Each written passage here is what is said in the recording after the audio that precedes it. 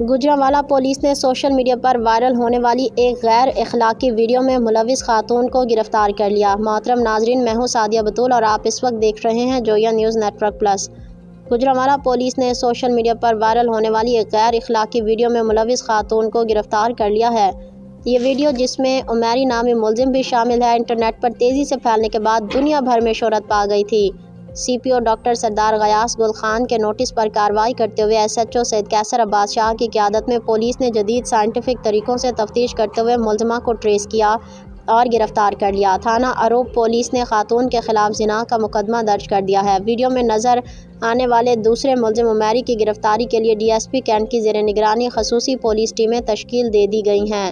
سی پی او غیاث گل خان کا کہنا ہے کہ مقدمے کی تفتیش میرٹ پر کی جائے گی اور تمام ملوث ملزمان کو قرار واقعہ سزا دلوائی جائے گی۔